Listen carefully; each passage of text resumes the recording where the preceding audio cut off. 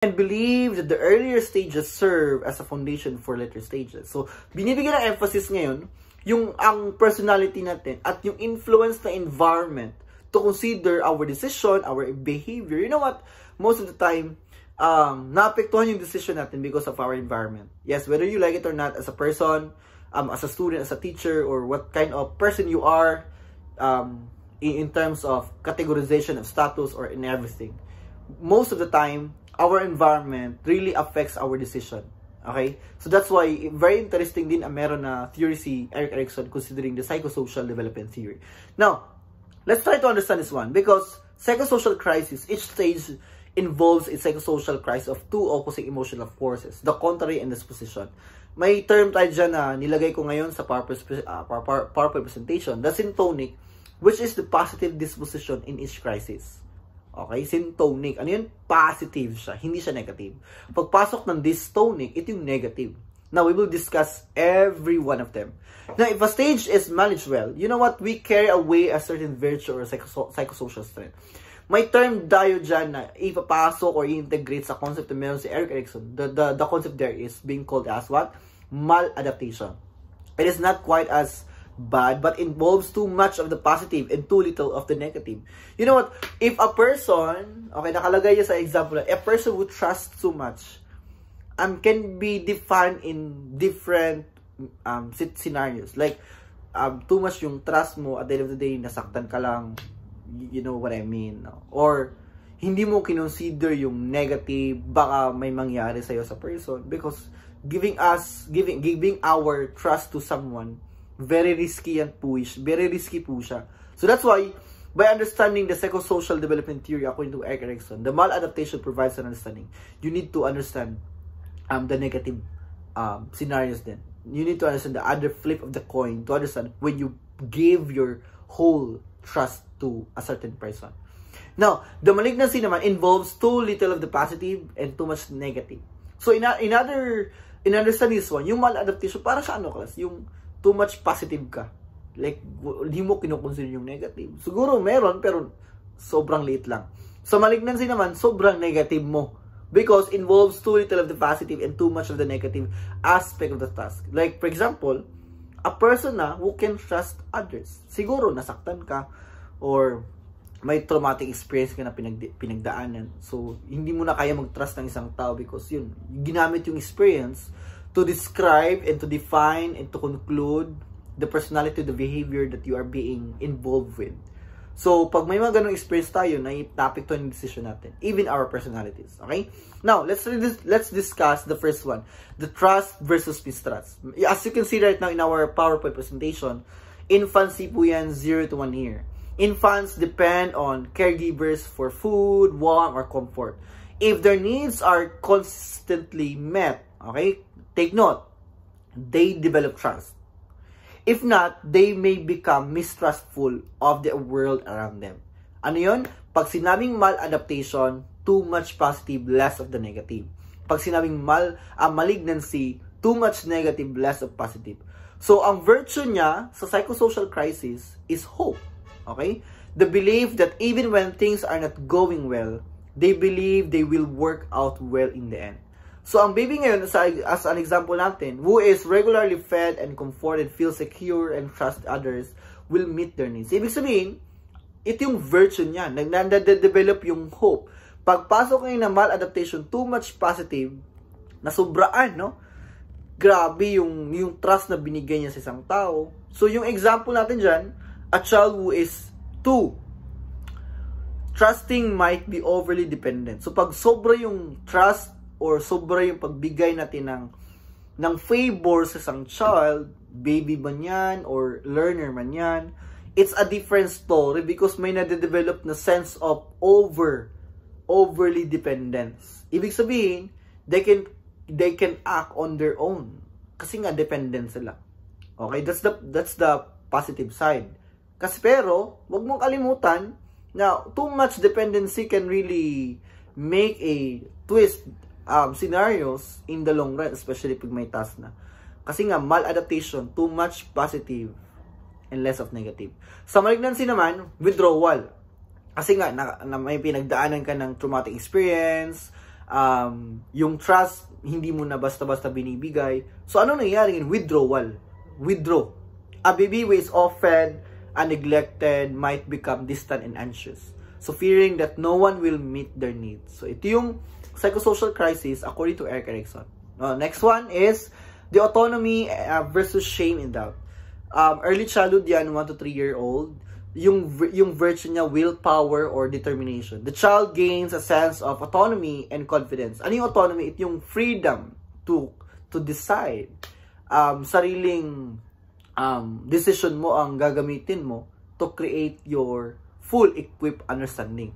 So, their ability to make choices and act independently. So, example, yung toddler who is allowed to choose their clothes, praise for trying, develops confidence, self-control. Yung virtue na ma-develop doon, willpower or determination. Kasi nga, hinahayaan mo sila na to create their decision. So, ano mangyari ngayon? Tataas yung confidence. Okay?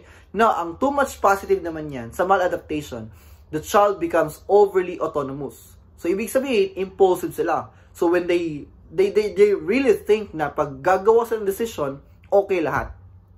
Kasi nga, yun, hinayaan natin sila na mag-decide without considering other factors or other indicators of what will happen in the near future if we decide to this kind of context. That's the maladaptation. Now, pagpasok naman ng malignancy, ito yung compulsiveness. Alam niyo ba, class, medyo delikado din pag impulsive. Pag sobra positive, ang impulsive kasi too much hindi mo na iniisip yung anong magiging resulta. Kasi nga too much positive ka. Pagpasok ng malignancy, compulsiveness, the child becomes overly self-doubt. Ibig sabihin, pag may gagawin ka, yung nasobrahan din yung pag-doubt mo sa sarili mo. Kasi nga, na-afraid ka to make choice or take action. So, ang child na always siya kini-criticize for every mistake, might become overly cautious and reluctant to try new things out of fear of failure. So, you know what, class, as teacher, we need to understand to the balance between using criticism, okay, or evaluation. Because if our learners now become nagkaroon ng distant, especially sa learning of or sa sarili natin as teachers, medyo delikado sa kanilang confidence. Ano yun?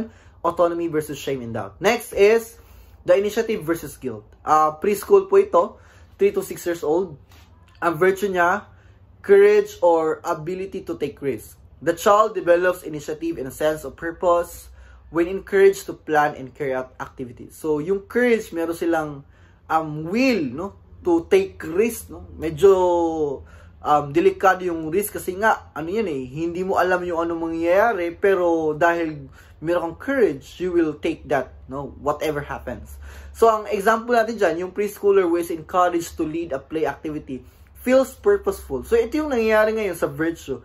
Nafe-feel mo yung fulfillment dahil binigyan ka ng chance to create a decision or to take risk without knowing what will happen if magkakagulo ba sa grupo or may mga misunderstanding ba. So, ganun yun, virtue.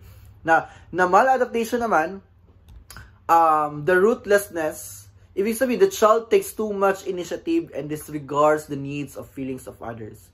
Ito yung bagay na nakakalimutan natin. A child who is always allowed to dominate. Medyo delikado siya. Kasi pag binibigyan natin ng always chance yung isang learner na mag-dominate, magiging bossy siya. No? Masubraan ba in other context. Malignancy naman, ito yung inhibition. Ibig sabihin, the child feels guilty for trying new things. Takot siya na mag-take ng role. So, a child who is constantly scolded, napapagalitan for trying new things, wag mong gawin yan. Okay? Ay, hindi bagay yan sa'yo. We need to understand these learners, or these specific learners, are trying to develop their skills on their own. So, to understand the psychosocial theory na meron sa Erik Erikson, it gives us understanding to create a leap, to create a reach to our learners. Okay? Next, industry versus inferiority. This ang school age, ang edad to 6 to 12 years old. Competency. The child feels industrious and competent when they succeed in school. Ito yung scenario na pag ang isang learner ay nakakuha ng mataas na marka, like, sabihin natin sa exam man yan, sa other competition man yan that requires recognition, yung learner ngayon, na-develop yung confidence. Okay? Nagiging competent sila. A student who works hard and receives praise for their efforts develop a sense of competence and self-worth. Nakikita niyo yung sarili nila as worthy pala sila, parang ganun. Okay? Competency. Yung maladaptation is narrow virtuosity. The child becomes too focused on one skill. Nakakalimutan yung other skill. For example, a child who excels in sports but neglects academic. Na ibig sabihin, ang too much positive niya dahil gusto niyang i-improve mostly of his or her time in a specific area, nakakalimutan niya yung other areas. So, ibig sabihin, nagdodominant siya. However, to other areas, bumababa yung level. That's the narrow virtuosity. Sa malignancy naman, yung idea ng inertia, the child feels inferior and avoids challenges or activities where they feel failure. Ibig sabihin, ang student who struggles in school and receives little support might give up on trying to learn. So, ibig sabihin, as teachers, we need to provide a support to our learners because ang iba, yung learners natin, yung iba dyan may pinagdadaanan. So, they need us as teachers. They need our encouragement. They need our reach. They need our guidance. So, in order to understand this kind of theory in a classroom setting, we need to assess the specific areas of our learners para malaman natin kung saan tayo mag-fit in. Next is the psychosocial theory according to identity versus role confusion. Ito yung adolescence part na 12 to 18 years old. Yung fidelity naman, ito yung virtue niya. The adolescent develops a strong sense of identity. Ito yung iniisip niya na ano nga ba ako? Lalaki ako or babae ako? May mga ganung mga tanong na kasi nga identity. Tapos, tinitingnan yung sarili niya, ano bang role ko ngayon sa family, sa school? Kung lalaki ako, kung babae ako, anong role ko as a man? Or as a boy? Anong role ko as a girl or as a woman? So, ito yung fidelity, ito yung virtue niya. Okay? Next is the maladaptation. The maladaptation naman, fanaticism. Ibig sabihin, the adolescent is excessively committed to one identity or belief. So, kung ano yung role niya, yan yung role niya. However, medyo delikado yan kasi nga, nagkakaroon ng confusion over time. So, a teenager who adopts a rigid ideological stance and refuses to accept differing perspective might become a fanatic. Na ibig sabihin, hindi mo na kayang i-accept or ang other angle of context for you to consider the identity or role confusion.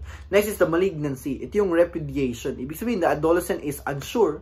Ano yung tipong, hindi ko sure kung ano ako, lalaki ba ako, babae ba ako, cannot decide especially in their values or identity, and they feel lost. No? Confused din sila. Struggling din sila. So, ganun ang psychosocial crisis pertaining to identity versus role confusion. Next is the intimacy versus isolation. Ito yung young adulthood. Naka-indicate po dyan na 18 to... Okay, hello. Pasok tayo ngayon sa psychosocial crisis. Makikita mo dyan sa PowerPoint presentation natin ang intimacy versus isolation. Yung adulthood, start po niyan, 19 to 39 years old. Okay, medyo na nakatype po lang sa PowerPoint. 19 to 39 years old po yan. Ang virtue niya, I love. Ito yung young adult forms meaningful, intimate relationships based on mutual respect and care. So, a person now who develops close friendships and healthy romantic relationship feels loved and connected. Ang maladaptation niya ay yung promiscuity. Ibig sabihin, the person engages in shallow relationships, avoiding deep emotional connections. Ibig sabihin, too much positive, hindi niya na gets yung idea ng connection. Because a person who has many casual relationships but avoids emotional intimacy may exhibit promiscuity, never truly connecting. Ibig sabihin, shallow lang ang relationship. No? Positive siya, too much positive, pero walang deep emotional connection. That's why maladaptation. Yung malignancy naman, exclusion. The person isolates themselves, avoiding intimacy. Takot sila kasi nga, mayroon silang pinagdaanan na hindi magandang experience. So, someone who avoids close relationships due to fear of vulnerability may end up lonely and isolated. Okay? So, the next one here is 40 to 64 years old. Okay? Makikita natin, nakatype po lang dyan, 40 to 6 years old yung generativity versus stagnation. Na ibig sabihin, itong virtue niya ay caring. The adult contributes to society by raising children, working, engaging. Ito yung idea na married na ka, meron ka ng anak, ganun. You are responsible enough to provide for your family. A parent who actively raises children, or a person who mentors others feels fulfilled and generative. Okay? So, the maladaptation niya, yung overextension. A person becomes overly focused on others. Nakakalimutan niya yung well-being niya.